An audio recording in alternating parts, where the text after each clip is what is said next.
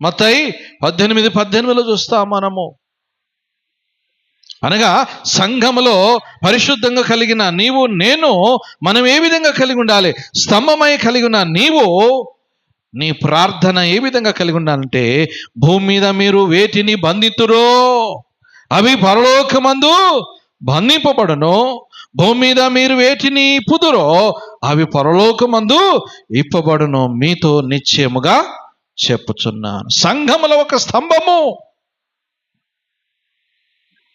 నీవు దేన్నైతే బంధిస్తున్నావు, దేన్నైతే ఇప్పుతున్నావు, సమస్యల చేతను కలిగొచ్చినావా? నీ సమస్యల కొరకు నువ్వు ప్రార్థన చేయి. ఆ సమస్యలను దేవుడు ఇప్పుతాడు. ఆటంకాలను, శోధలను ఆయన బంధిస్తాడు. నీవు దేవుని ఎదుట